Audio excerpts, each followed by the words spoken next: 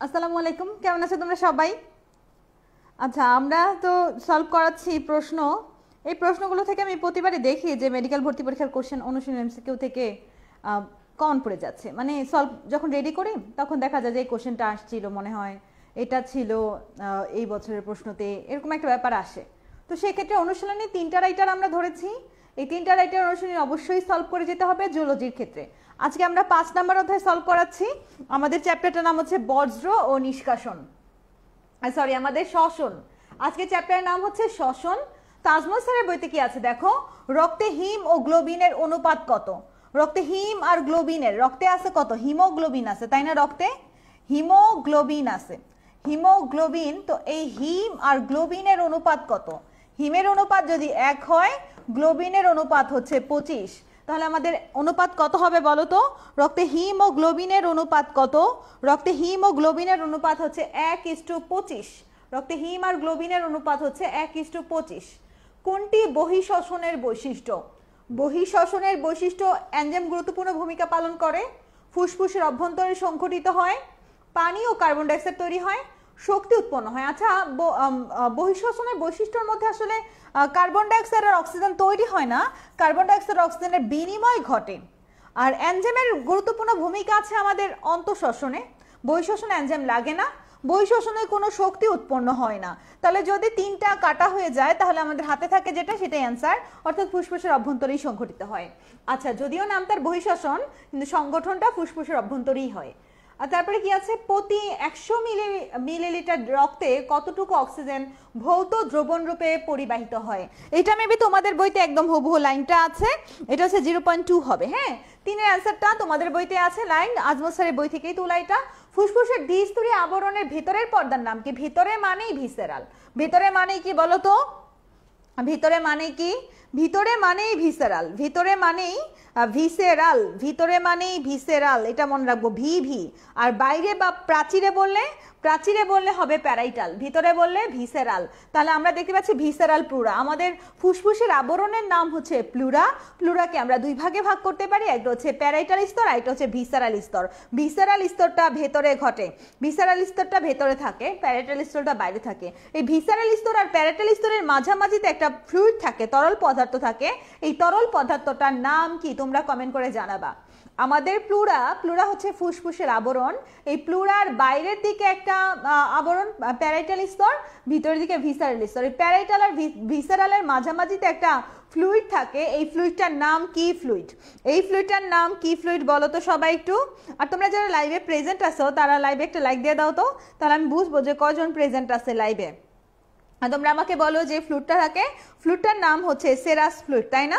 আচ্ছা ঠিক আছে, ফ্লুইডটার নাম হচ্ছে সেরাস ফ্লুইড। কেউ তো অ্যান্সার দিতে পারো নাই, আমি দিয়ে দিচ্ছি। আচ্ছা, সেরাস ফ্লুইড একজন লিখছো না, শামসুন নাহার লিখছো, বাকিটা তো কেউ লিখো নাই। এরপর দেখো এখানে একটা আছে, ওটাইটাস মিডিয়া হলে আমাদের দেহের তাপমাত্রা কত হয়? ওটাইটিস মিডিয়াতে আমাদের দেহের তাপমাত্রা কত বা জ্বর কতটুকু হয়? ওটাইটিস মিডিয়াতে জ্বর হচ্ছে 104। ওটাইটিস মিডিয়াতে জ্বর 104 ডিগ্রি ফারেনহাইট হয়। সাইনোসাইটিসে কত হয়? সাইনোসাইটিসে এটা লিখে নাও, সাইনোসাইটিসে হয় 102.2। সাইনোসাইটিসে 102.2 ডিগ্রি ফারেনহাইট হয় সাইনোসাইটিসে। সাইনোসাইটিসে কত? 102.2 ডিগ্রি ফারেনহাইট। ম্যালেরিয়াতে আমাদের কত? ম্যালেরিয়াতে জ্বর হচ্ছে 104 থেকে 106। ম্যালেরিয়াটাও লিখে নাও বাচ্চারা, ম্যালেরিয়াতে 104 থেকে 106, ম্যালেরিয়াতে 104 থেকে 106। তোমাদের কাছে আমার প্রশ্ন, ডেঙ্গুতে কত? তোমাদের কাছে আমার প্রশ্ন, ডেঙ্গুতে কত বলো তো বাচ্চারা? ডেঙ্গুতে কত? ডেঙ্গুতে 103 থেকে 105। ডেঙ্গুতে কত বলো তো? ডেঙ্গুতে 103 থেকে 105। ডেঙ্গুতে 103 থেকে 105। তাহলে এখানে 4টা জ্বরের কথা আমি একত্রে করে দিলাম, এটা হিউজ ইম্পর্টেন্ট। এটা হচ্ছে ওটাইটিস মিডিয়া হলে আমাদের দেহের তাপমাত্রা কত থাকে। ওটাইটিস মিডিয়া হলে 104, সাইনোসাইটিস হলে 102.2, ম্যালেরিয়া হলে 104 থেকে 106, আর যদি ডেঙ্গু হয় তাহলে 103 থেকে 105। এই জ্বরগুলো একটু লিখে নাও তো বাচ্চারা। এবং তোমাদের কাছে আমার প্রশ্ন, ওটাইটিস মিডিয়া আমাদের কোন কানে হয়? আমাদের তো কানের 3টা অংশ, আমাদের কানের 3টা অংশ। ওটাইটিস মিডিয়া হলে আমাদের আমাদের কানের কোন অংশে ঝামেলা হয় বলো তো ওটাইটিস মিডিয়াতে? আমাদের মধ্যকর্ণে সংঘটিত হয় ওটাইটিস মিডিয়া। যেহেতু মিডিয়া লিখতে ম লাগে, মধ্যকর্ণ লিখতেও ম লাগে। যেহেতু মিডিয়া লিখতে ম লাগে, মধ্যকর্ণ লিখতেও ম লাগে। দ্যাট মিনস ওটাইটিস মিডিয়া আমাদের মধ্যকর্ণে হয়। ওটাইটিস মিডিয়া কোথায় হয়? মধ্যকর্ণে হয়। কোনটি ম্যাক্সিলারি সাইনাসের লক্ষণ? ম্যাক্সিলারি সাইনাসের লক্ষণ হচ্ছে মুখমণ্ডল অবশমনে হওয়া। দেখো আমাদের ম্যাক্সিলারি সাইনাসটা ম্যাক্সিলা বোনসে আছে, আর এই ম্যাক্সিলা বোনসের এই সাইনাসের সাইনোসাইটিস হলে আমাদের এখান থেকে দাঁত চোয়াল মাথা এগুলো সবগুলোতে ব্যথা চলে যায়, আমাদের মুখটা অবশ লাগে, বুঝছো? ম্যাক্সিলারি সাইনাসের সাইনোসাইটিস হলে আটকে যাচ্ছে কেন, কি সমস্যা? ঠিক আছে কিনা জানাও তো একটু আমাকে। ঠিক আছে, ওকে ঠিক আছে। তাহলে দেখলাম আমরা এটা। এরপরে কি আছে আমাদের? পূর্ণবয়স্ক মানুষের সমগ্র দেহে লৌহের পরিমাণ কত? এটা অনেক ইম্পর্টেন্ট, আজমল স্যারের বইতে হুবহু লাইনটা আছে। পূর্ণবয়স্ক মানুষের দেহে লৌহের পরিমাণ কত? 4 থেকে 5 গ্রাম। পূর্ণবয়স্ক মানুষের দেহে লৌহের পরিমাণ 4 থেকে 5 গ্রাম। দীর্ঘস্থায়ী বা ক্রনিক ওটাইটিস মিডিয়ার কারণ কি? দীর্ঘস্থায়ী বা ক্রনিক ওটাইটিস মিডিয়ার কারণ সবগুলাই, ব্যাকটেরিয়ার আক্রমণ, ভাইরাসের আক্রমণ, ছত্রাকের সংক্রমণ, সবগুলাই হবে অ্যান্সার আমাদের। 8 হচ্ছে ঘ হবে। 8 কি হবে বলো তো? 8 ঘ হবে। এরপরে প্রশ্ন হচ্ছে সাইনোসাইটিসের ক্ষেত্রে প্রযোজ্য কোনটা? দীর্ঘস্থায়ী হাঁপানির সমস্যা হয়, হ্যাঁ সাইনোসাইটিস হলে নাক বন্ধ হয়ে থাকে, দম ছাড়তে সমস্যা হয়। রক্ততঞ্চন নিয়ে কোনো সমস্যা নেই, ইউস্টেশিয়ান নালীর অস্বাভাবিকতা হয়, অর্থাৎ 1 আর 3 আমাদের সাইনোসাইটিসের ক্ষেত্রে কোনটা প্রযোজ্য? সাইনোসাইটিসের ক্ষেত্রে 1 আর 3 প্রযোজ্য। সাইনোসাইটিসের ক্ষেত্রে 1 আর 3 প্রযোজ্য। 1 আর 3 সাইনোসাইটিসের ক্ষেত্রে কি বলতো? 1 আর 3 হবে। শ্বাসক্রিয়া নিয়ন্ত্রণে যেসব ফ্যাক্টর প্রয়োজন, অবশ্যই শ্বাসক্রিয়ার জন্য অক্সিজেন আর কার্বন ডাইঅক্সাইডই দরকার। দ্যাট মিনস 1 আর 2 হবে এটা। নাসা গহ্বরের প্রাচীরে কি থাকে? নাসা গহ্বরের প্রাচীরে অলফ্যাক্টরি কোষ থাকে। নাকের গহ্বর তো অ্যালভিওলাসের সেপ্টাল কোষ থাকে না? অ্যালভিওলাস তো আমাদের একদম ফুসফুসের ভিতরে, ফুসফুসের গাঠনিক একক হচ্ছে অ্যালভিওলাস। অ্যালভিওলাস তো ফুসফুসের ভিতরে থাকে, নাসা গহ্বর তো না। নাক কই আর ফুসফুস কই? দ্যাট মিনস আমাদের এখানে কি থাকে? অলফ্যাক্টরি কোষ থাকে এবং সিলিয়াযুক্ত মিউকাস ক্ষরণকারী কোষ থাকে। দ্যাট মিনস 1 আর 3 হবে আমাদের। 11 অ্যান্সার কি হবে বাচ্চারা? 11 অ্যান্সার কি হবে? 1 আর 3 হবে। 11 অ্যান্সার 1 আর 3 হবে 11 অ্যান্সার। ওকে, তারপরে দেখি আমাদের কি আছে। তারপরের প্রশ্ন হচ্ছে প্রশ্বাস কার্যক্রমে উত্তোলিত হয় কোনটা? প্রশ্বাস কার্যক্রমে ডায়াফ্রাম তো নিচের দিকে যায়, সংকুচিত হয়। স্টারনাম তো উপরের দিকে যায়, পরশুকার শ্যাপটা উপর দিকে যায়। দ্যাট মিনস 2 আর 3 হবে অ্যান্সার। 12 কি হবে অ্যান্সার বলো তো? 12 অ্যান্সার কি হবে? 12 অ্যান্সার হবে 2 আর 3, স্টারনাম আর পরশুকার শ্যাফট। প্রশ্বাস কার্যক্রমে উত্তোলিত হয় কোনটা? স্টারনামটা সামনের দিকে উত্তোলিত হয়, পরশুকার শ্যাফটটাও উত্তোলিত হয়। অর্থাৎ প্রশ্বাস কার্যক্রমে স্টারনাম আর পরশুকার শ্যাফট উত্তোলিত হয়। স্টারনাম আর পরশুকার শ্যাফট উত্তোলিত হয়। আচ্ছা, একজন বলতেছে আটকে যাচ্ছে, আরেকজন বলতেছে ঠিক আছে। কার সমস্যা নেট বলো তো? ঠিক আছে কার, একটু বেশি বেশি কমেন্ট করো তো। ঠিক থাকলে আমি মনে করবো যে তোমাদেরটা ঠিক আছে, 2-1জনেরটা আটকে যাচ্ছে হয়তো বা। আমার এখানে তো সমস্যা নাই, আমার এখানে তো ঠিক আছে। ওকে, আমরা আজমল স্যার শেষ করে ফেললাম। আজমল স্যারের যে কয়টা ইম্পর্টেন্ট যা বোঝার আমি কিন্তু বুঝাই দিছি, খুব সুন্দরভাবে সলভ করানো হয়ে গেল আমাদের। আজমল স্যারের প্রশ্ন কয়েকটা। এরপরে আমরা এখন আলিম স্যারে যাব। আলিম স্যারের প্রশ্ন একটু ভুল থাকে, এটাই সমস্যা। ফুসফুসের প্রাচীরের কোষ থেকে কি নিঃসৃত হয়? বাচ্চারা খেয়াল করো, ফুসফুসের প্রাচীর আর অ্যালভিওলাসের প্রাচীর কিন্তু সেম কথা না। ফুসফুসের প্রাচীরের আবরণের নাম কি? ফুসফুসের প্রাচীরের আবরণ নাম হচ্ছে প্লুরা। প্লুরার কয়টা স্তর? প্লুরার 2টা স্তর, একটা বাইরের দিকে প্যারাইটাল, ভিতরের দিকে ভিসেরাল। এই প্যারাইটাল আর ভিসেরাল স্তরের মাঝামাঝিতে একটা ফ্লুইড থাকে, ফ্লুইডটার নাম সেরাস ফ্লুইড। প্যারাইটাল আর ভিসেরাল স্তরের মাঝে মাঝে কি থাকে? প্যারাইটাল আর ভিসেরাল স্তরের মাঝে একটা ফ্লুইড থাকে, ফ্লুইডটার নাম হচ্ছে সেরাস ফ্লুইড। এটা কিন্তু সারফেক্টেন্ট না। সারফেক্টেন্ট ক্ষরণ হয় কোথায় থেকে? এটা অ্যালভিওলাসের প্রাচীর থেকে। তোমরা অনেকে সারফেক্টেন্ট অ্যান্সার দিয়ে দিতা, তাই আমি ব্যাপারটা বুঝাই দিলাম। ফুসফুসের প্রাচীরের কোষ থেকে যদি বলে তাহলে কিন্তু অ্যালভিওলাসই হবে। ফুসফুসের প্রাচীরের কোষ থেকে যদি বলে তাহলে কিন্তু সেরাস ফ্লুইডই হবে। কি হবে আমাদের একটু কমেন্ট করো দ্রুত বাচ্চারা। সেরাস ফ্লুইড হবে, তাই না? সেরাস ফ্লুইড হবে। ওকে, আচ্ছা এরপরে এখানে একটা প্রশ্ন আছে আমাদের, প্রশ্নটা সবাই পড়ো। ফুসফুসের সর্বমোট বায়ু ধারণ ক্ষমতাকে কি বলে? সর্বমোট বায়ু ধারণ ক্ষমতা কি রেসিডুয়াল ভলিউম? না, রেসিডুয়াল ভলিউম হচ্ছে শ্বাস ত্যাগের পরেও যে পরিমাণ বায়ু ফুসফুসে রয়ে যায়, অর্থাৎ অবশিষ্ট বায়ু। শ্বাস ত্যাগ করার পরেও যেটা রয়ে যায় অর্থাৎ অবশিষ্ট। তারপরে হচ্ছে তোমার আরো কয়েকটা কথা আছে, ভাইটাল ক্যাপাসিটি, টাইডাল ভলিউম, অনেক কিছু। তা ভাইটাল ক্যাপাসিটি বলতে আমরা আসলে কি বুঝি, টাইডাল ভলিউম বলতে কি বুঝি? টাইডাল ভলিউম হচ্ছে প্রতিবার যে পরিমাণ বায়ু শ্বাস গ্রহণ আর ত্যাগের মাধ্যমে আদান প্রদান হয়, অর্থাৎ প্রতিবার শ্বাস গ্রহণ আর ত্যাগের মাধ্যমে আমরা তোমার যতটুকু আদান প্রদান করি এইটাকে বলা হয় টাইডাল ভলিউম। এটাকে কি বলে বলো তো? এটাকে বলা হয় টাইডাল ভলিউম। দ্যাট মিনস আদান প্রদানে যতটুকু বায়ু আদান প্রদান হয়, যতটুকু বায়ু আদান প্রদান হয় সেটাকে টাইডাল ভলিউম বলে। আর ভাইটাল ক্যাপাসিটি হচ্ছে সর্বমোট বায়ু ধারণ ক্ষমতা। ভাইটাল ক্যাপাসিটি কি? ভাইটাল ক্যাপাসিটি হচ্ছে সর্বমোট বায়ু ধারণ ক্ষমতা। ভাইটাল ক্যাপাসিটি সর্বমোট বায়ু ধারণ ক্ষমতা। শ্বাসনালীতে কোন ধরনের তরুণাস্থি পাওয়া যায়? শ্বাসনালীতে হায়ারিং তরুণাস্থি পাওয়া যায়। শ্বাসনালীতে কোন ধরনের তরুণাস্থি পাওয়া যায় বাচ্চারা দ্রুত বলো? শ্বাসনালীতে কোন ধরনের তরুণাস্থি পাওয়া যায়? শ্বাসনালীতে তরুণাস্থি পাওয়া যায় কতটুকু? তরুণাস্থি পাওয়া যায় কোনটা? হায়ারিং তরুণাস্থি। মানুষের শ্বসনের শতকরা কত ভাগ অক্সিজেন ভৌত দ্রবণ রূপে পরিবাহিত হয়? এটা কিন্তু আমরা একটু আগেও সলভ করছি। মানুষের শ্বসনের শতকরা কতটুকু ভৌত দ্রবণ রূপে পরিবাহিত হয়? আমরা এর আগে কি করছিলাম? প্রতি 100 মিলিলিটার রক্তে কতটুকু অক্সিজেন ভৌত দ্রবণ রূপে পরিবাহিত হয়? এটা ছিল আমাদের 3, তাই না? আর এখন প্রশ্নটা হচ্ছে মানুষের, এখন আলিম স্যারের বইয়ের প্রশ্নটা কি? আলিম স্যারের বই হচ্ছে মানুষের শ্বসনে শতকরা কত ভাগ অক্সিজেন প্লাজমায় ভৌত দ্রবণ রূপে পরিবাহিত হয়। দুইটা কথার মধ্যে একটু পার্থক্য আছে। একটা হচ্ছে রক্তে কতটুকু অক্সিজেন ভৌত দ্রবণ রূপে, আর এটা হচ্ছে প্লাজমায়। এটার অ্যান্সারটা কি হবে তোমরা একটু আমাকে বলো তো? এইটার অ্যান্সারটা কি হবে? এই পার্সেন্টেজের ব্যাপারগুলো একটু খেয়াল রাখো তো। এখানে একটু দু একটা প্রশ্ন উত্তর ভুল থাকে, তখন সেটা আবার ভেতর থেকে আমি আবার একটু খুঁজে খুঁজে দেই। যেমন আমরা দেখেছি যে 100 মিলিলিটার তোমাদের বইতে, আমি বইয়ের পেজটা একটু যদি দেখাই, এইখানে এই যে আজমল স্যারের 148 পেজে লেখা আছে প্রতি 100 মিলিলিটার রক্তে 0.2 থেকে 0.3 অক্সিজেন রক্তরসের পানিতে দ্রবীভূত হয়ে পরিবাহিত হয়। তার মানে এখানে আমরা 0.3 দেখছি। হ্যাঁ, 0.3 দেখছি। কিন্তু প্রশ্নটা যদি হয় এমন করে, আলিম স্যারের বইতে কি লিখছে? আলিম স্যারের বইতে লিখেছে তোমাদের,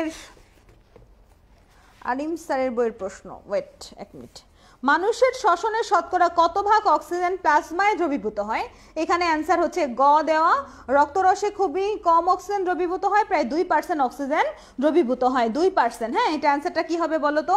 এটার অ্যান্সারটা 2% হবে, অর্থাৎ গ হবে। তাহলে দুইটার ব্যাপারটা একটু পার্থক্য খেয়াল করো। যদি 100 লেখা থাকে 100 তো কতটুকু, তাহলে বুঝবে আজমল স্যারের বই থেকে 0.2%, আর যদি এভাবে আসে তাহলে হচ্ছে 2%। আচ্ছা, এরপরে দেখো আমাদের বাম ফুসফুসে কতটি লোবিউল থাকে? এই প্রশ্ন হচ্ছে লোবিউল। হ্যাঁ, আমাদের বাম ফুসফুসে কতটি লোবিউল থাকে? আমাদের আলিম স্যার তোমার বইতে অ্যান্সার দিছে 2টা। লোবিউলের মধ্যে পার্থক্য আছে। যদি লোবিউলের কথাই বলে তাহলে বাম ফুসফুসে 8টা লোবিউল হওয়ার কথা। হ্যাঁ, 8টা হওয়ার কথা। আমরা জানি যে লোব হচ্ছে 2টা লোবে আবার 8টা লোবিউল, এটা হওয়ার কথা। কিন্তু তোমাদের আলিম স্যারের বইতে কেন জানি অ্যান্সার দেওয়া হচ্ছে 2টা। আলিম স্যারের বইতে অ্যান্সার দেওয়া 2টা। দেখো বই খুলে দেখো সবাই, আমাদের প্রশ্ন নাম্বার কত? প্রশ্ন নাম্বার 5। মানে যে এই কনফিউশন মার্কাগুলো গুছাইতে যে মাথাটা উল্টাপাল্টা হয়, মানে উত্তর ভুল, আবার বই খুঁজো, আবার অন্য রাইটার খুঁজো, ঝামেলা। মানে ওনাদের উত্তর কেন ভুল আমি জানি না। অ্যান্সার হওয়ার কথা আমাদের 8, কিন্তু বইতে দেওয়া হচ্ছে 2। এরপরে দেখো রক্তে কার্বন ডাইঅক্সাইডের মাধ্যম নয় কোনটি? রক্তে কার্বন ডাইঅক্সাইড পরিবহনের মাধ্যম নয় কোনটি? কার্বনিক যৌগ রূপে, কার্বলিক না, এটা কার্বনিক অ্যাসিড রূপে, কার্বমিনো যৌগ রূপে, বাইকার্বনেট রূপে, কার্বন মনোক্সাইড রূপে পরিবাহিত হয় না। কার্বন মনোক্সাইড রূপে পরিবাহিত হয় না, এটা কার্বলিক অ্যাসিড না, এটা কার্বনিক অ্যাসিড হবে। আচ্ছা, মলাস্ক আর্থ্রোপোডাদের রক্তের শ্বাসরঞ্জক কি? মলাস্ক আর্থ্রোপোডাদের হিমোসায়ানিন। মলাস্ক আর্থ্রোপোডাদের কি হবে বলো তো বাচ্চারা? মলাস্ক হচ্ছে, হ্যাঁ, লোব 2টা, লোবিউল হচ্ছে 8টা। তাহলে অ্যান্সারটা আমাদের 8ই হওয়ার কথা, তাই না? কিন্তু আলিম স্যারের বইতে কেন 2 দেওয়া আমি জানি না। মানে বানানে, মানে টাইপিং অনেক মিস্টেক আছে। আমি সলভ করাইতে যে আলিম স্যারের বইতে এই উত্তর নিয়ে ঝামেলা হয়। গতদিন একটা প্রশ্ন রক্তে ঝামেলা হয়েছিল, ওইটা হচ্ছে রক্তনালী সংকোচন করে হাইড্রোজেন সালফাইড। আমি এটা বলবো, খেয়াল ছিল না আমার, নাইট্রিক অক্সাইডই বলে গেছি। ওই প্রশ্নটা তোমরা একটু কারেক্ট করে নিও। ওই প্রশ্নটা হচ্ছে তোমার হাইড্রোজেন সালফাইড হবে। আমার সলভ করার সময় মনে ছিল যে এটা হাইড্রোজেন সালফাইডই, উত্তর দেখে দাগাইছিলাম তো, তখন নাইট্রিক অক্সাইড দাগাই ফেলছিলাম, ক্লাসের সময় এই ব্যাপারটা আমি খেয়াল ছিল না আমার। আচ্ছা যাই হোক, তো এটা কিন্তু হাইড্রোজেন সালফাইড দিও। এরপর দেখো শ্বসন কেন্দ্র কোথায় অবস্থিত, শ্বসন কেন্দ্র অবস্থিত পন্সার মেডুলাতে, এটা সবাই জানে। শ্বসন কেন্দ্র কোথায় অবস্থিত, শ্বসন কেন্দ্র অবস্থিত পন্সার মেডুলাতে, এটা তো আমরা সবাই জানি। শ্বসন কেন্দ্রের কোন অংশ অক্সিজেন ও কার্বন ডাইঅক্সাইডের বিনিময় হয়, অক্সিজেন আর কার্বন ডাইঅক্সাইডের বিনিময় কোথায় হয় বাচ্চারা, অ্যালভিউলাস ছাড়া আর কোথায়, অক্সিজেন আর কার্বন ডাইঅক্সাইড অ্যালভিউলাসে বিনিময় হবে, অ্যালভিউলাসে। ফুসফুসের আবরণের নাম সবাই জানি প্লুরা। প্রশ্বাস বায়ুর অক্সিজেনের পরিমাণ কত, প্রশ্বাস বায়ু, দেখো এখানে আসলে প্রশ্বাস বায়ু হবে না, কথাটা নিঃশ্বাস বায়ু হবে, এবং উত্তর হবে আমাদের 13.7%। হ্যাঁ, যদি নিঃশ্বাস, তোমাদের বইতে 13.7%ই দেওয়া উত্তর, কিন্তু উত্তর হবে নিঃশ্বাস বায়ু। প্রশ্বাস বায়ু হইলে আমাদের উত্তরটা হওয়ার কথা ছিল, প্রশ্বাসে আমাদের 20 সামথিং, প্রশ্বাসে অক্সিজেন কত জানো, 20 সামথিং, 20 কত আমি একটু দেখে নিই, দাঁড়াও, 20.9, প্রশ্বাসে 20.9 হচ্ছে অক্সিজেন, আর কার্বন ডাইঅক্সাইডের পরিমাণ প্রশ্বাসে, কার্বন ডাইঅক্সাইডের পরিমাণ হচ্ছে 0.04 হচ্ছে কার্বন ডাইঅক্সাইডের পরিমাণ, কার্বন ডাইঅক্সাইড 0.04, এটা প্রশ্বাসে। আর নিঃশ্বাসে হচ্ছে অক্সিজেন 13.7, আর নিঃশ্বাসে কার্বন ডাইঅক্সাইডের পরিমাণ, নিঃশ্বাসে কার্বন ডাইঅক্সাইড 5.2, নিঃশ্বাসে কার্বন ডাইঅক্সাইডের পরিমাণ 5.2%। তার মানে বুঝতেই পারতেছো আমাদের আলিম স্যার টাইপিং এ ভুল করেছে, এখন কিছু করার নাই, টাইপিং কিছু মিস্টেক তো আছে আমাদের, এই ব্যাপারগুলো একটু বুঝে পড়তে হবে, পড়ার সময় উরুস দারুস উত্তর পড়ে গেলেও হবে না, হ্যাঁ একটু সতর্ক হয়ে পড়তে হবে। হেরিং বয়ের প্রতিবর্তী ক্রিয়া কোন অঙ্গে ঘটে, তো হেরিং বয়ের প্রতিবর্তী ক্রিয়া কোথায় ঘটে, তোমাদের আলিম স্যারের বইতে 12 নম্বরের উত্তর দিছে খ, আমি বুঝলাম না হেরিং বয়ের প্রতিবর্তী ক্রিয়া, তোমার প্রতিবর্তী ক্রিয়া স্পাইনাল কর্ডে ঘটে, কিন্তু এই হেরিং বয়ের প্রতিবর্তী ক্রিয়াটা আসলে আমাদের ফুসফুসেই ঘটার কথা, হেরিং বিয়ারের প্রতিবর্তী ক্রিয়াটা কিন্তু ফুসফুসেই ঘটে, তাই না? তাহলে এখানে অ্যান্সারটা আমাদের ফুসফুস হওয়ার কথা, এইটা নিয়ে একটু ঝামেলা আছে, কয়েকটা কোশ্চেন একটু কনফিউশন, আমি অ্যান্সার অনেক খুঁজেছি, তারপরে দেখলাম শেষ পর্যন্ত প্রশ্বাস ও নিঃশ্বাসের সময় ফুসফুসের স্ফীতি আর সংকোচনের ফলে যে একটা প্রতিবর্তী ক্রিয়া সৃষ্টি হয়, মানে সংকোচন, প্রশ্বাস নিঃশ্বাসের সময় ফুসফুস সংকুচিত হয়, প্রসারিত হয় না, এর ফলে একটা প্রতিবর্তী ক্রিয়া সৃষ্টি হয়, এটাকে বলা হয় তোমার হেরিং বয়ারের প্রতিবর্তী ক্রিয়া। তো হেরিং বয়ারের প্রতিবর্তী বা যে কোনো প্রতিবর্তী ক্রিয়াতেই আমাদের স্পাইনাল কর্ড হেল্প করে, বা স্পাইনাল কর্ডের কারণেই হয়, কিন্তু যদি বলে কোন অঙ্গে হয় তাহলে অ্যান্সারটা ফুসফুসই হওয়ার কথা, তাই না? কোন অঙ্গে হয় যদি বলে, তাহলে অঙ্গ হিসেবে তো আমাদের ফুসফুসই প্রায়োরিটি পাচ্ছে, তাহলে এটা অ্যান্সারটা ফুসফুস হওয়ার কথা। এরপর দেখো আমাদের রক্তে লৌহ ও প্রোটিনের অনুপাত কত, এটা আমরা পড়েছি 1:25 হবে। মানুষের নিঃশ্বাসে দৈনিক কি পরিমাণ পানি দেহ থেকে বাষ্প আকারে বের হয়ে যায়, এই 14 নম্বর প্রশ্নটা অনেক ইম্পর্টেন্ট, কি পরিমাণ পানি বের হয়ে যাচ্ছে আমাদের প্রতিদিন বলো তো, আমাদের প্রতিদিন 600 থেকে 800 মিলিলিটার পানি বের হয়ে যাচ্ছে, 600 থেকে 800 মিলিলিটার পানি বের হয়ে যাচ্ছে। নিচের কোনটি ঊর্ধ্ব শ্বাসনালীর অংশ, ঊর্ধ্ব শ্বাসনালী ট্রাকিয়া, ব্রঙ্কি, ল্যারিংস, অ্যাট্রিয়াম, এর মধ্যে কি খেয়াল করে দেখো উপরের দিকে তো থাকে ল্যারিংস, তাই না, নাসা গহ্বর, নাসা গলবিল, এগুলো হাবিজাবি যা আছে গলা পর্যন্ত সব উপরে, ট্রাকিয়া থেকে শুরু হয় নিচেরটা, তাহলে আমাদের হচ্ছে ল্যারিংস হবে অ্যান্সারটা। ঊর্ধ্ব শ্বাসনালী বললে ল্যারিংস হবে, নিম্ন শ্বাসনালী বললে, নিম্ন শ্বাসনালীর অংশ কোনটা, আমাদের ল্যারিংস তো ঊর্ধ্ব, ব্রঙ্কি, নাসিকা, অ্যাট্রিয়াম, এখানে নিম্ন শ্বাসনালীতে কোনটা যায়, দেখো আমাদের এখানে 16 নাম্বার অ্যান্সারটা কি হবে, 16 নাম্বার অ্যান্সারটা হচ্ছে নিম্ন শ্বাসনালীর অংশ, 16 অ্যান্সার কি হবে তাড়াতাড়ি বলো তোমরা, 16 অ্যান্সার তোমাদের কাছে কি মনে হচ্ছে এরপর আমি বলতেছি। 16 অ্যান্সার আমাদের ব্রঙ্কাই, তাই না, 16 অ্যান্সারটা আমাদের কিন্তু ব্রঙ্কাই হবে, নিম্ন শ্বাসনালীর অংশ হচ্ছে ব্রঙ্কাই। এখানে অ্যাট্রিয়াম বলতে ফুসফুসের প্রকোষ্ঠকে বোঝানো হয়েছে, এটা কিন্তু শ্বাসনালীর কোনো অংশ নয়। দেখো অনেকে বলবা যে আপু অ্যাট্রিয়াম তো নিচের দিকেই থাকে, অ্যাট্রিয়াম নিচের দিকে থাকে না, আমাদের অ্যাট্রিয়াম বলতে আসলে ফুসফুসের ভিতরে, অ্যালভিউলাসের ভিতরে একটা প্রকোষ্ঠ থাকে এরকম করে অ্যাট্রিয়াম, এটা তো আমাদের নালী না, তাই না, অ্যাট্রিয়ামটা নালী না। তারপরে আমাদের ল্যারিংস তো ঊর্ধ্ব শ্বাসনালী, ল্যারিংস ট্রাকিয়া পর্যন্ত ঊর্ধ্ব শ্বাসনালী, ট্রাকিয়াকে আবার দুই ভাগে ভাগ করছে, প্রাইমারি বঙ্কা সেকেন্ডারি, এই প্রাইমারি সেকেন্ডারি থেকে হচ্ছে তোমার আচ্ছা এখানে প্রশ্নটা কি আছে, নিচের কোনটা ঊর্ধ্ব শ্বাসনালীর অংশ, এটা তো দিলামই ল্যারিংস, নিচের কোনটা নিম্ন শ্বাসনালীর অংশ, নিম্ন শ্বাসনালীর অংশ তো অ্যাট্রিয়াম যাবে না, অ্যাট্রিয়াম তো প্রকোষ্ঠ, এরপরে ল্যারিংস তো ঊর্ধ্ব শ্বাসনালী, এটাও যাবে না। নাসিকা ঊর্ধ্ব শ্বাসনালী, এটাও যাবে না। তাহলে অ্যান্সার হবে ব্রোঙ্কাই। তাহলে ব্যাপারটা দেখো, ঊর্ধ্ব শ্বাসনালীতে কি কি আছে, নিম্ন শ্বাসনালীতে কি কি আছে জানতে হবে আমাদের। ট্রাকিয়াটাও নিম্নতে, ট্রাকিয়া ব্রোঙ্কা এগুলো সব নিম্নতে, ল্যারিংস পর্যন্ত, এই গলবিলের ল্যারিংস পর্যন্ত আমাদের ঊর্ধ্ব শ্বাসনালী, এরপর থেকে নিম্ন শ্বাসনালী শুরু হয় আর কি, বুঝছো? তাহলে এইটুকু একটু খেয়াল রাখো। নিচের কোনটি ফুসফুসের অংশ নয়? আমাদের অ্যালভিওলাস, অ্যাট্রিয়াম, ট্রাকিয়া, ব্রোঙ্কিউল। নিচের কোনটি ফুসফুসের অংশ নয়? ফুসফুসের অংশ নয়, আচ্ছা ফুসফুসের অংশ নয় কোনটা? 17 নম্বর প্রশ্ন। 17 নম্বর প্রশ্ন, ট্রাকিয়া। ট্রাকিয়া কি আদৌ ফুসফুসের অংশ? ট্রাকিয়া কি ফুসফুসের বাইরে না বলো তো? ফুসফুসের দুইটা প্রকোষ্ঠ, দুইটা সাইড, একটা ডান ফুসফুস, বাম ফুসফুস, মাঝখানে আমরা ট্রাকিয়া দেখি। ট্রাকিয়া কিন্তু ফুসফুসের ভিতরে না, কিন্তু ব্রঙ্কাইগুলা ফুসফুসের ভিতরে ঢুকে যায়। দ্যাট মিনস ট্রাকিয়া ফুসফুসের ভিতরে না। নিচের কোনটা ফুসফুসের অংশ নয়? তাহলে অ্যান্সার কিন্তু ট্রাকিয়া হবে। একটু বুঝে শুনে অ্যান্সারগুলো দিতে হবে। খাদ্যনালী শ্বাসনালীর অভিন্ন অংশ, খাবারের নালী আর শ্বাসনালী দুটা মিলে একটা অভিন্ন জায়গা আছে, কমন জায়গা, এটা গলবিল। শ্বাসনালী আর খাদ্যনালীর অভিন্ন অংশের নাম কি?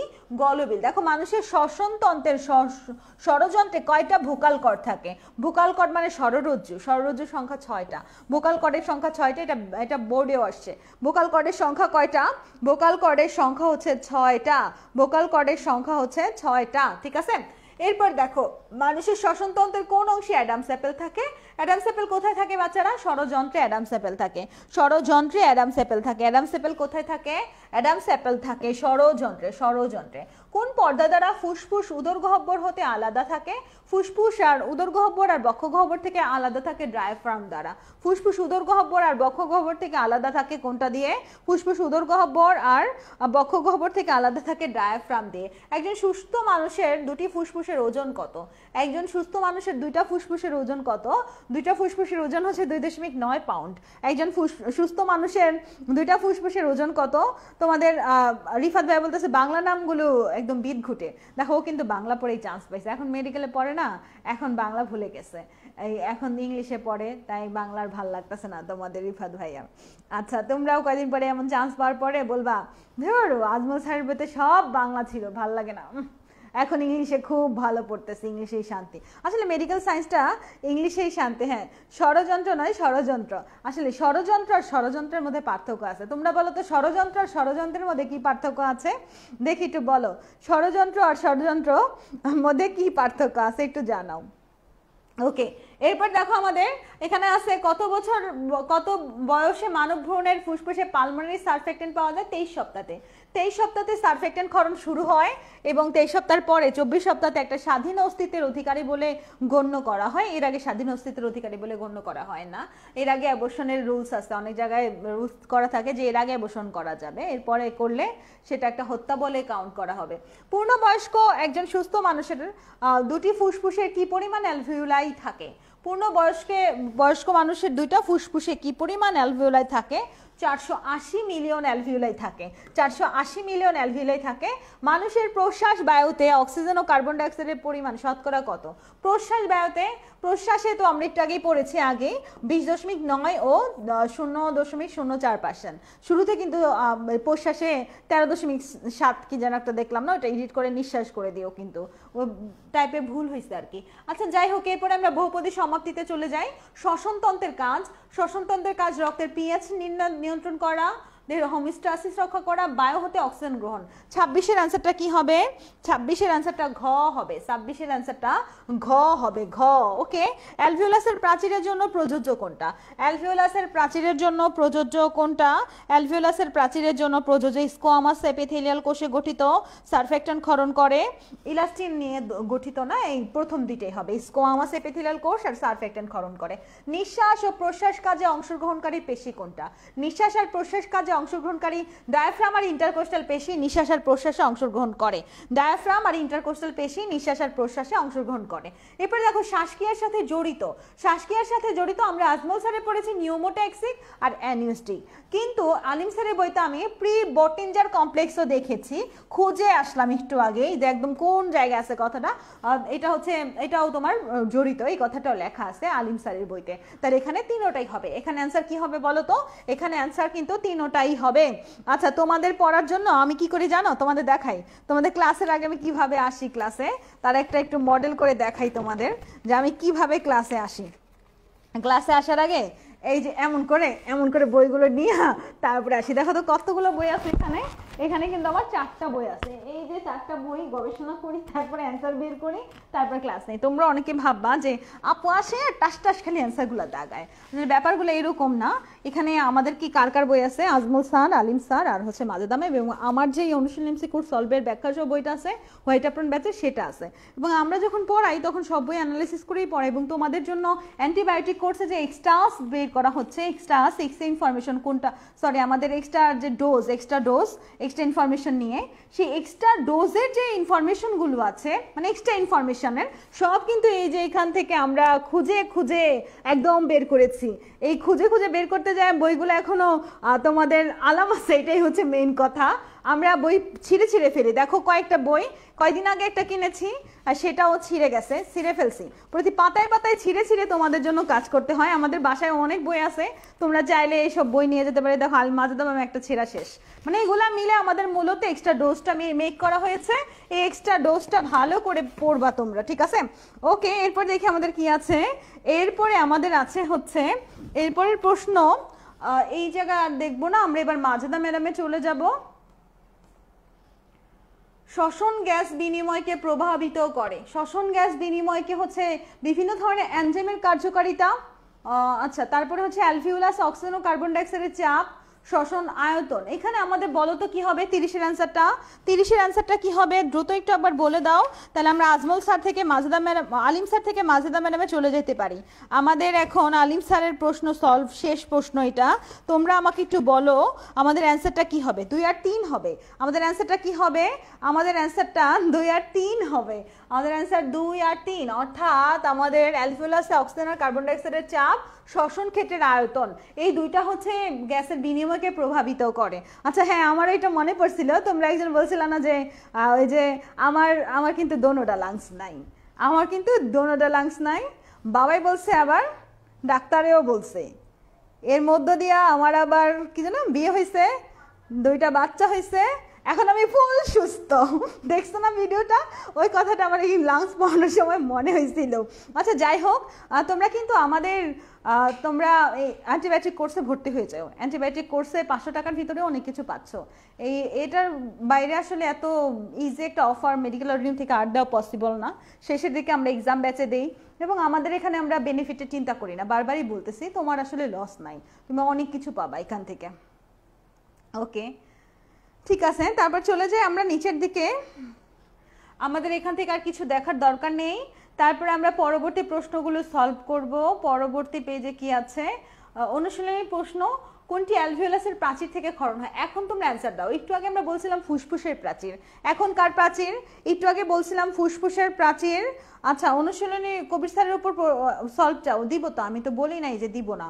কবির স্যার দিব, হাজারি স্যারও দিব, ওই দুটার সলভ দেওয়া হবে তোমাদের। আরেকটা হচ্ছে আমাদের ইসাক স্যার আর তপন স্যারের সলভ দেওয়া হবে। ওগুলো মেক করতে টাইম লাগবে, খুঁজে খুঁজে অ্যান্সার বের করে, আমি নিজে বের করি, নিজে অ্যান্সার তো অনেক বেশি, তারপরে 2-একটা ভুল থেকে যায় অনেক সময়, দেখা যায় ওই যে কালকের হাইড্রোজেন সালফাইডের ব্যাপারটা এরকম হয়ে যায় অনেক সময়, বুঝছো? তো এগুলো বের করা অনেক কঠিন কাজ, তোমরা নিজেরাও হয়তো বা খুঁজে বের করতে দেরি হয়ে যাবে তোমাদের, আমি যতটা দ্রুত বের করতে পারবো। যাই হোক, এবার দেখো আমাদের কোনটি অ্যালভিওলাসের প্রাচীর থেকে ক্ষরণ হয়? অ্যালভিওলাসের প্রাচীর থেকে কিন্তু সারফেক্টেন্ট ক্ষরণ হয়। এটা কিন্তু অ্যান্সার সারফেক্টেন্টই হবে, এটা 22 সালে আসছিল। শ্বসনের স্নায়বিক নিয়ন্ত্রণে কোন স্নায়ু ভূমিকা পালন করে? স্নায়বিক নিয়ন্ত্রণে কোন স্নায়ু ভূমিকা পালন করে?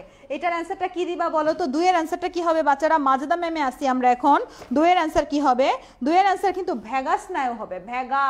ভ্যাগাস স্নায়ু সবচেয়ে বিস্তৃত 4টা তোমার শাখা। কত সপ্তাহ বয়স্ক মানব ভ্রূণের সর্বপ্রথম সারফেক্টেন্ট ক্ষরণ শুরু হয়েছে? 13 সপ্তাহ, 23 সপ্তাহতে এবং 24 সপ্তাহতে স্বাধীন অস্তিত্বের অধিকারী হিসেবে গণ্য করা হয়। তাহলে এই 3টা প্রশ্ন অ্যান্সার দেওয়া হয়ে গেছে। এরপর আমরা চলে যাব পরবর্তীতে। অ্যালভিওলাসে ডিটারজেন্টের মতো খরিত হয় কোনটা? ডিটারজেন্টের মতো খরিত হয় সারফেক্টেন্ট। অ্যালভিওলাসে ডিটারজেন্টের মতো খরিত হয় কোনটা? সারফেক্টেন্ট। হ্যাঁ, পিডিএফ দেওয়া হয় নাই কেন? ঠিক কথা বলছে একদম। পিডিএফ কেন দেওয়া হইলো না? আমাদের গত পরিপাক চ্যাপ্টারের পিডিএফ দেওয়া হয় নাই, রক্তের পিডিএফ দেওয়া হয় নাই, এই চ্যাপ্টারের পিডিএফ দেওয়া নেই। আজকে 3টা একসাথে দিয়ে দিব, ঠিক আছে? তাহলে খুশি না সবাই? আমরা আজকে 3টা একসাথে আপলোড করে দিব। যাও, এরপরে শ্বসনতন্ত্রের কোন অংশে এপিগ্লটিস থাকে? শ্বসনতন্ত্রের ষড়যন্ত্রে এপিগ্লটিস থাকে। শ্বসনতন্ত্রের কোন অংশে এপিগ্লটিস থাকে বাচ্চারা? 5 নাম্বার অ্যান্সারটা কি হবে? ষড়যন্ত্রে এপিগ্লটিস থাকে। এরপর আমরা ভোকাল কর্ডও দেখছিলাম ষড়যন্ত্রে ছিল, অ্যাডামস অ্যাপেলও ষড়যন্ত্রে ছিল, তাই না? আচ্ছা, তাহলে এগুলো একটু ভালো করে পড়তে হবে। হিমোগ্লোবিনের কোন অংশে কার্বন ডাইঅক্সাইড যুক্ত হয়? কার্বন ডাইঅক্সাইড যুক্ত হয় অ্যামিনো অংশে, অর্থাৎ কার্বোমিনো হিমোগ্লোবিন। আমাদের হিমোগ্লোবিনের কোন অংশে কার্বন ডাইঅক্সাইড যুক্ত হয়? অ্যামিনো অংশে কার্বন ডাইঅক্সাইড যুক্ত হয়। ফুসফুসের সর্বমোট বায়ুধারণ ক্ষমতাকে কি বলে? একটু আগে বলছিলাম, ফুসফুসের সর্বমোট বায়ুধারণ ক্ষমতাকে ভাইটাল ক্যাপাসিটি বলে। ফুসফুসের সর্বমোট বায়ুধারণ ক্ষমতাকে কি বলে? ফুসফুসের সর্বমোট বায়ুধারণ ক্ষমতাকে ভাইটাল ক্যাপাসিটি বলে। মানবদেহের ট্রাকিয়ায় দ্বিবিভাজনের সৃষ্টি হয় কি? দুটা প্রাইমারি ব্রঙ্কাস সৃষ্টি হয়, তাই না? ট্রাকিয়া এইভাবে আসলো, দুটা ব্রঙ্কাসে প্রবেশ করলো, এটা তো প্রাইমারি ব্রঙ্কাসই। মানবদেহের ডান ফুসফুসের লোবিউল কয়টা? ডানে 10টা। ডানে 10টা, 3টাতে 10টা হয়, 2টাতে 8টা। ল্যারিংস গহ্বরে ভোকাল কর্ডের সংখ্যা কত? ভোকাল কর্ডের সংখ্যা 6টা। এটাও আমরা একটু আগেই দেখেছি। উৎপন্ন শব্দ উৎপন্ন করে নিচের কোনটা? শব্দ 20-এর অ্যান্সার কি হবে বাচ্চারা বলো তো? 20-এর অ্যান্সার কি হবে? ল্যারিংস। ল্যারিংস কিন্তু শব্দ উৎপন্ন করে, ল্যারিংস শব্দ উৎপন্ন করে, তাই না? তাহলে আমাদের এখানে আরেকটা প্রশ্ন, ফুসফুসের দ্বিস্তরী প্লুরাল পর্দার অংশ কোনগুলা? প্যারাইটালার ভিসেরাল। প্যারাইটালার ভিসেরাল কোথায় আছে? প্যারাইটালার ভিসেরাল ঘতে আছে। তাহলে আমাদের অ্যান্সারটা কি হবে? অ্যান্সারটা কিন্তু ঘ হবে, ঘ। অ্যান্সারটা ঘ হবে। এরপর দেখো, ওটাইটিস মিডিয়া কোন অঙ্গের রোগ? ওটাইটিস মিডিয়া আমাদের কানে হয়, তাহলে কানের রোগ। ওটাইটিস মিডিয়া কোন অঙ্গের রোগ বাচ্চারা? ওটাইটিস মিডিয়া কানের রোগ। মানুষের ফুসফুসে মোট কয়টি লোব থাকে? লোবের সংখ্যা মোট কয়টা জিজ্ঞাসা করছে, ডানও বলে নাই বামও বলে নাই, টেকনিক্যাল কোশ্চেন। এটার অ্যান্সারটা তোমরা দিবা। আমাদের মানুষের ফুসফুসে কয়টা লোব থাকে বলো তো? মানুষের ফুসফুসে মোট কয়টি লোব থাকে? মানুষের ফুসফুসে মোট কয়টি লোব থাকে? এই অ্যান্সারটা খুব ভালো করে দিতে হবে। বলো তো বাচ্চারা, এটা অ্যান্সারটা কত হবে? মানুষের ফুসফুসে মোট কয়টা লোব থাকে? মোট লোব যদি জিজ্ঞাসা করে তাহলে অ্যান্সার 5টা হবে। অ্যালভিওলাস পাওয়া যায় কোথায়? অ্যালভিওলাস পাওয়া যায় ফুসফুসে। অ্যালভিওলাস পাওয়া যায় কোথায়? অ্যালভিওলাস পাওয়া যায় ফুসফুসে। ফুসফুসেই তো পাওয়া যায় নাকি? অ্যালভিওলাস কি হৃৎপিণ্ডে পাওয়া যায়? মস্তিষ্কে পাওয়া যায়? বিক্কে? ফুসফুসে। এটা অনেক সহজ একটা কোশ্চেন। এটা আসার পর যদি কেউ ভুল করে আসে তাহলে তার মেডিকেল ভর্তি পরীক্ষা দেওয়া উচিত না। তারপর দেখো, ফুসফুসের বায়ু প্রবেশের সঠিক ক্রম। সঠিক ক্রম হচ্ছে ল্যারিংস, ল্যারিংসের পর ট্রাকিয়া, ট্রাকিয়ার পরে হচ্ছে শেষে তো অ্যালভিওলাই থাকবে, ল্যারিংস, ল্যারিংসের পরে ট্রাকিয়া, তারপর তাহলে ঘ হবে অ্যান্সার। কি হবে বলো তো? 22-এর অ্যান্সারটা কি হবে? 22-এর অ্যান্সারটা ঘ হবে। 22-এর অ্যান্সারটা ঘ হবে। তারপরে এখানে কি আছে? শ্বসনতন্ত্রের কোন অংশে অ্যালফেক্টরি কোষ পাওয়া যায়? অ্যালফেক্টরি কোষ পাওয়া যায় নাসা গহ্বরে না? কোথায় বলো তো? 10-এর অ্যান্সার কি হবে? অলফেক্টরি কোষ তো নাসা গহ্বরে পাওয়া যায়। নাসা গহ্বরে অলফেক্টরি কোষ পাওয়া যায়, নাসা গহ্বরে। ওকে, তারপরে চলে যাব আমাদের আরো 2টা প্রশ্ন। সারফেক্টেন্ট কোনটিতে পাওয়া যায়? সারফেক্টেন্ট কোনটিতে পাওয়া যায়? সারফেক্টেন্ট তো অ্যালভিওলাস থেকে খরিত হয়। সারফেক্টেন্ট অ্যালভিওলাস থেকে খরিত হয়। অক্সিজেন ও কার্বন ডাইঅক্সাইডের বিনিময় কোথায়? সেটাও অ্যালভিওলাসই হবে। তাহলে 2টার অ্যান্সারই আমরা কি পেলাম বলো তো? অ্যালভিওলাসই পেলাম। নিচের কোন অঙ্গ? এটা কিসের চিত্র? নিচের চিত্রের অঙ্গের কাজ কি? কাজ হচ্ছে গ্যাসীয় পদার্থের বিনিময় করা। এই ফুসফুসের কাজ কি বলো তো বাচ্চারা? ফুসফুসের কাজ কিন্তু গ্যাসীয় পদার্থের বিনিময় করা। বাম ফুসফুসের লোবিউল সংখ্যা কত? বাম ফুসফুসের লোবিউল সংখ্যা 8টা। এটা দেখেছো না একটু আগে? বাম ফুসফুসের লোবিউল সংখ্যা হচ্ছে 8টা। তারপরে প্রশ্ন, কোন সাইনাসের প্রদাহের কারণে গালে, দাঁতে, মাথায় ব্যথা করে? গালে ব্যথা করে। গালের মধ্যে কোন বোনস আছে বাচ্চারা আমাদের? জাইগোমেট্রিক নাকি ম্যাক্সিলারি? গালে কোন বোনসটা আছে? গালে কিন্তু ম্যাক্সিলারি আছে। তাহলে কোন সাইনাসের প্রদাহের কারণে গালে ব্যথা হয়? কোন সাইনাসের প্রদাহের কারণে গালে ব্যথা হয়? গালে ব্যথা হয় ম্যাক্সিলারির জন্য। কোথায় সেরাস ফ্লুইড পাওয়া যায়? সেরাস ফ্লুইড তো অ্যালভিওলাসে, সেরাস ফ্লুইড অ্যালভিওলাসে না, অ্যালভিওলাসে সারফেক্টেন্ট। সেরাস ফ্লুইড ফুসফুসে পাওয়া যায়। 26-এর অ্যান্সার কি হবে বলো তো বাচ্চারা? 26-এর অ্যান্সার কিন্তু ফুসফুস হবে। 26-এর অ্যান্সার। শ্বসনতন্ত্রের কোন অংশে কার্বন ডাইঅক্সাইড বিনিময় হয়? কার্বন ডাইঅক্সাইড বিনিময় হচ্ছে অ্যালভিওলাসে হয়। কার্বন ডাইঅক্সাইডের বিনিময় কোথায় হয় বাচ্চারা?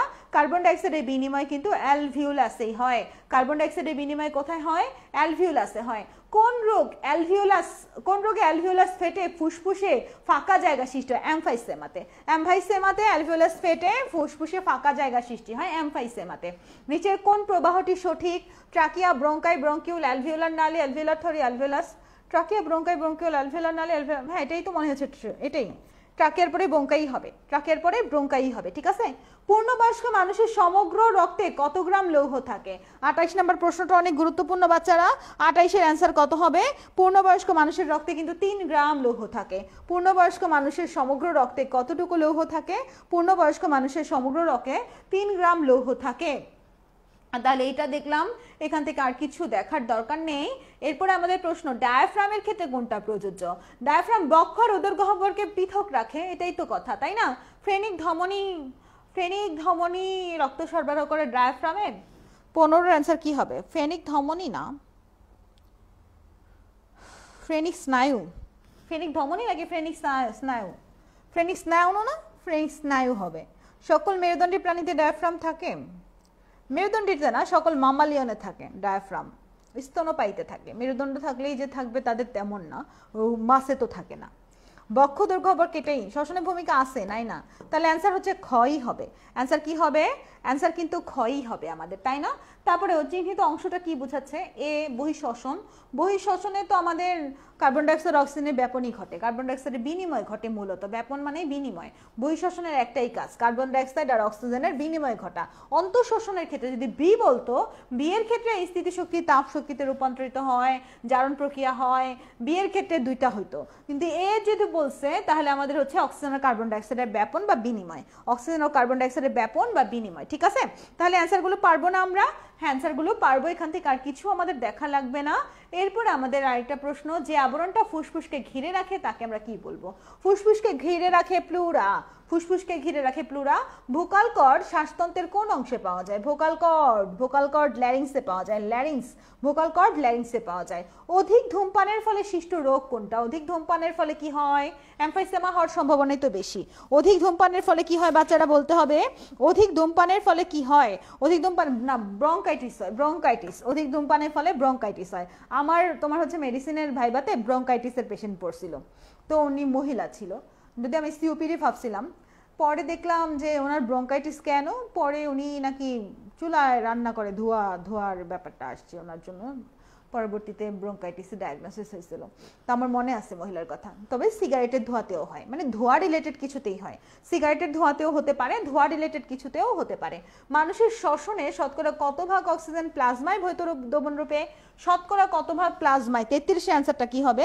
এই প্রশ্নটা কিন্তু আমরা এর আগেও দেখেছি, 2% ছিল না, এটা আলিম স্যারের বইতেও তো ছিল, তাই না?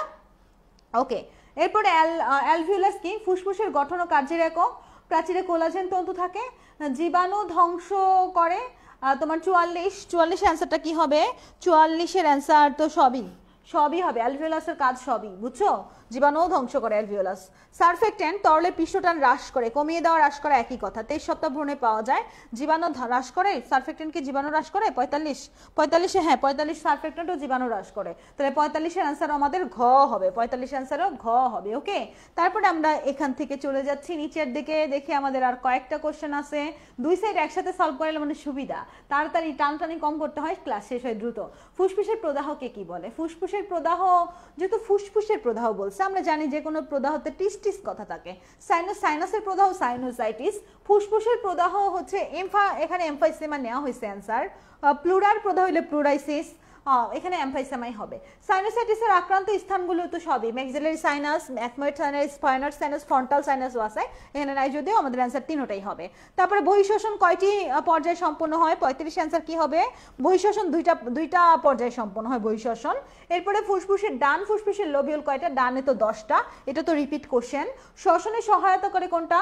শ্বসনে সহায়তা করে ডায়াফ্রাম আর ইন্টারকোস্টাল পেশি। ট্রাকিয়া কি শ্বসনে সহায়তা করে? 47-এর অ্যান্সার কি হবে? ট্রাকিয়াও তো করে, হ্যাঁ ট্রাকিয়াও তো শ্বাসনালী বা ট্রাকিয়া, শ্বসনে সবই সহায়তা করে। শ্বসনে সহায়তা করে কারা? সবাই কিন্তু শ্বসনে সহায়তা করে। তাহলে আমাদের এগুলাও হয়ে যাচ্ছে।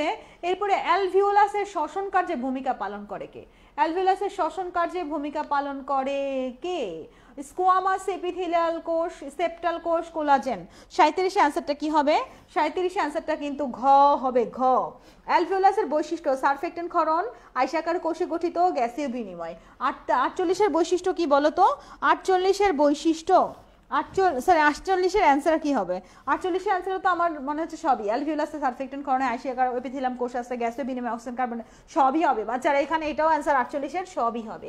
এরপরে আমাদের প্রশ্বাস বা শ্বাস গ্রহণের সময় কি হয়?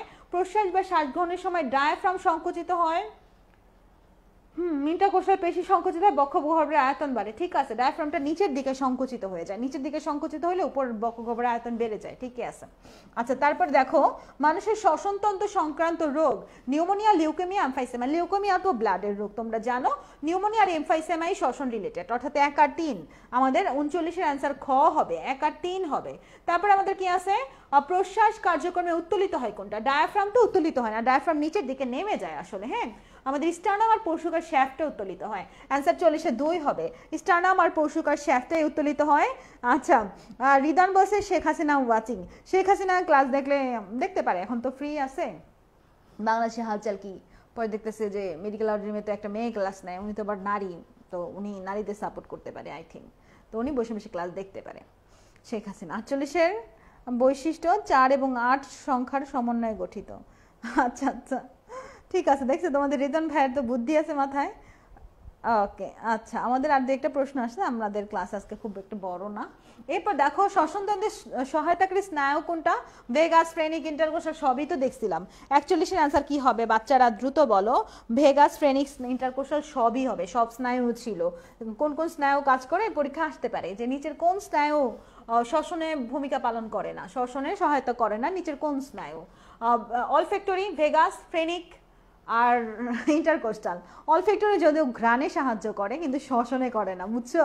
অলফ্যাক্টরি দেখে আবার ভাববা যে আমাদের গলবিল, নাসা গলবিলে তো নাকের গহ্বরে তো অলফ্যাক্টরি কোষ আছে, তার তো অলফ্যাক্টরি স্নায়ু কাজ করে শ্বসনে, এইটা নিয়ে কিন্তু কনফিউশন আছে। শ্বসন আর ঘ্রাণ কিন্তু সেম না। হ্যাঁ, ওকে, ধরো করোনাতে তোমাদের অলফ্যাক্টরি কোষের স্নায়ুর কাজ বন্ধ হয়ে গেছিল সবার, আমারও হয়েছিল। আমার অনেক ফেভারিট খাবার দাবার আমি স্বাদ পাইতাম না, তো আমি তো পেস্ট্রি পছন্দ করতাম অনেক, এখনো করি। তারপরে আমার খুব পছন্দের একটা ব্র্যান্ডের কেক নিয়েছিলাম বাসায় করোনার সময়, করোনা হয়েছিল আমার আম্মুর সবারই, তখন ওই কেকে আমি মাটি মাটির মতো লাগছে আমার কাছে একদম, আর কোনো গ্রান নাই, গ্রান পাই না, কি আর করার, বেঁচেছিলাম, এটাই আলহামদুলিল্লাহ। ওকে, তারপরে কোশ্চেন হচ্ছে শ্বাসকেন্দ্রের মস্তিষ্কের যে অংশ অবস্থিত? শ্বাসকেন্দ্র পন্সার মেডুলা প্লাঙ্গাটাতে। হ্যাঁ, শ্বাসকেন্দ্র। 42-এর অ্যান্সার কি হবে? 42-এর অ্যান্সারটা কি হবে? 42-এর অ্যান্সার 1 আর 3 হবে, 42-এর অ্যান্সার 1 আর 3 হবে। শ্বাসনালী সংক্রমণজনিত রোগ কোনটা? শ্বাসনালী সংক্রমণজনিত রোগ 43, 43-এর 1, 2, 3 হবে। সাইনোসাইটিস, ল্যারিঞ্জাইটিস, ব্রঙ্কাইটিস 1, 2 আর 3 হবে। শ্বাসনালী সংক্রান্ত রোগ হচ্ছে এই 3টা। আমি ওই সাইডে সলভ করাই ফেলছি, আমাদের অভিন্ন তথ্যভিত্তিক গুলাই লাগবে, সরি আমাদের বহুপদীগুলাই লাগবে, অভিন্নগুলা লাগবে না, অভিন্নগুলো চিত্র দিয়ে পরীক্ষা আসে না। বহুপদীগুলো করাচ্ছি এটার একটা কারণ, সেই কারণ হচ্ছে যদি সত্য মিথ্যা কোশ্চেন আসে তোমরা যাতে পারো। আমি জ্ঞানমূলকগুলো করায় ছাড়া দিতে পারতাম তোমাদের, তাহলে আর দ্রুত সলভ হইতো, কিন্তু বহুপদীগুলো একটু প্যাচের, মনে হলো যে একটু সলভ করাই দিই। তাহলে সবাই ভালো থাকো, সুস্থ থাকো। আমাদের নেক্সট ক্লাসে আমি বাকি চ্যাপ্টারটা করাবো, একটা করে চ্যাপ্টারই হোক, অল্প অল্প করেই পড়াই। আচ্ছা ঠিক আছে, ওকে, আল্লাহ হাফেজ। আর অ্যান্টিবায়োটিকে ভর্তি হয়ে যাও সবাই। ওকে।